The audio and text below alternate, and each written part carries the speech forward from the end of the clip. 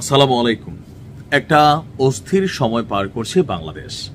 বিশেষ করে ডক্টর মোহাম্মদ ইউনূসের যে সরকার, আওয়ামী লীগ সরকারকে হটিয়ে যে সরকার এখন রাষ্ট্র সরকারে আছে, নানাবিধ চ্যালেঞ্জ মোকাবেলা তাদেরকে করতে হচ্ছে। আর বিশেষ করে যেহেতু ডক্টর মোহাম্মদ ইউনূস তিনি পলিটিশিয়ান না, সো রাজনীতির অনেক মারপ্যাচ, তিনি আসলে দিশেহারা হয়ে আছেন। বিশেষ করে বড় বড় রাজনৈতিক দলগুলোর চাপ, বাহির থেকে আওয়ামী লীগের চাপ, দেশের বাহির থেকে নানান ধরনের চাপ, ওনার অবস্থা আসলে হয়ে গেছে বাপরে বাপ। এখন হঠাৎ করে আমরা যখন দেখছি নির্বাচন নিয়ে মোটামুটি একটা নমিনেশন বা মনোনয়নের দিকে হাঁটছে বড় রাজনৈতিক দলগুলো, ক্যান্ডিডেট সিলেক্ট করছে, ঠিক ওই মুহূর্তে এসে গতকালকে রয়টার্সে শেখ হাসিনার যে সাক্ষাৎকার, সেই সাক্ষাৎকারে শেখ হাসিনার কিছু বক্তব্যকে কেন্দ্র করেই সম্ভবত আমাদের ডক্টর মোহাম্মদ ইউনূস তিনি একটা টেনশনে আছেন, দুশ্চিন্তায় আছেন।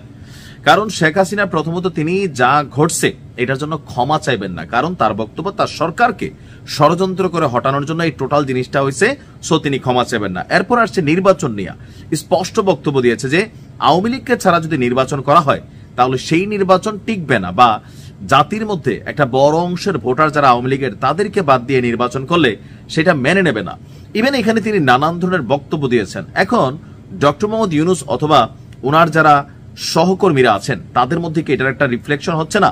অবশ্যই হচ্ছে, অন্তরে অন্তরে হচ্ছে, হয়তো মুখে বলছে না। কিন্তু যখন গতকালকে রাতেই ডক্টর মোহাম্মদ ইউনূসের একটা জরুরি বার্তা দেশবাসীর প্রতি আসলো, তখনই বোঝা গেল যে শেখ হাসিনার ওই বক্তব্যের একটা রিফ্লেকশন আমাদের প্রধান উপদেষ্টার কণ্ঠে কাজ করে যাচ্ছে। এমনিতেও কিন্তু একটা চ্যালেঞ্জিং সিচুয়েশন, একটা নির্বাচন উপহার দেওয়া। সেই নির্বাচন নিয়ে তিনি বলছেন যে প্রধান উপদেষ্টা বলছেন নির্বাচন বানচালের জন্য দেশের ভেতর থেকে এবং বাইরে থেকেও অনেক অপশক্তি কাজ করবে। তার এই আশঙ্কা কিন্তু একবারে অমূলক না।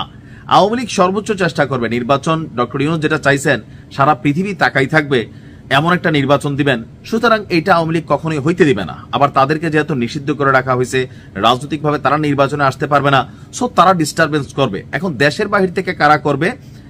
ডক্টর ইউনূসের ধারণা ভারত এখানে একটা বড় ভূমিকা রাখছে, এছাড়া আরো বিভিন্ন শক্তি কাজ করে যাবে। তবে তিনি বলছেন যে বড় শক্তি নিয়ে তারা নির্বাচনে হামলা বা নাশকতা চালাতে পারে। এখন যদি আসলে এমন কিছু হয় তাহলে কি রাষ্ট্র প্রস্তুত আছে একটা সুষ্ঠু নির্বাচন দেওয়ার জন্য? নির্বাচনের সময় রাজনৈতিক দলগুলা নিজেরাও তো ভোট কেন্দ্র দখল, তারপর হচ্ছে ভোট লুটপাট, এগুলোতে জড়াইতে পারে, সহিংসতা হইতে পারে। তাহলে এই জায়গাটা কিভাবে তিনি মোকাবেলা করবেন? তো ডক্টর ইউনূসের বক্তব্য যে এই নির্বাচন হবে অত্যন্ত চ্যালেঞ্জিং, যত বড় ঝড়ঝাপটা আসুক আমাদের তা মোকাবিলা করতে হবে। এখন মোকাবিলাটা কে করবে? আমাদের রাষ্ট্রশক্তি আসলে কি ক্যাপাবল? আমরা দেখলাম যে 13 জন আনসার আর কয়েকজন সদস্য দিয়ে এক একটা ভোট কেন্দ্র পাহারা দেওয়া হবে, এগুলোকে আসলে পর্যাপ্ত কোন একটা রাজনৈতিক শক্তির সামনে? এরপর আমাদের প্রেস সচিব বলছেন যে ডক্টর ইউনূস বলেছেন ডিসেম্বরের প্রথম সপ্তাহেই ত্রয়োদশ জাতীয় সংসদ নির্বাচনের তারিখ ঘোষণা করা হবে, আর এ লক্ষ্যে 15 নভেম্বরের মধ্যে সব ধরনের প্রস্তুতি সম্পন্ন করার নির্দেশও দিয়েছেন ডক্টর ইউনূস। আগামী 1 নভেম্বর থেকে নির্বাচনকারী কর্মকর্তাদের পদায়ন শুরু হবে। জেলা প্রশাসকদের দায়িত্ব বন্টনের জন্য 64 জেলার যে একটা বলয় তৈরি করা হচ্ছে।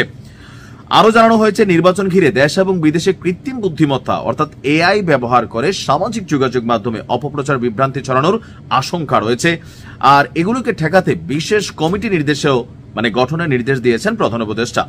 আইন শৃঙ্খলা রক্ষাকারী বাহিনী যে কোনো পরিস্থিতি মোকাবেলায় যেন প্রস্তুত থাকে সেটারও নির্দেশ দিয়েছেন। এছাড়া নির্বাচন ঘনিয়ে এলেও এখানে আরো অনেক কিছু হয়তো সামনে আসবে।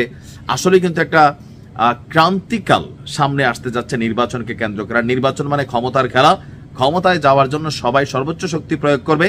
যারা যাবে তারা চাইবে যাওয়ার, আর যারা আটকানোর তারা চাইবে আটকানোর। এখন এত বছর পরে যখন একটা নির্বাচন, গতকালকে শেখ হাসিনার বক্তব্য, সবকিছু মিলিয়ে নির্বাচনের আগে একটা বড় ধরনের সংঘর্ষ অথবা নেগেটিভিটির কিন্তু আশঙ্কা তৈরি হচ্ছে।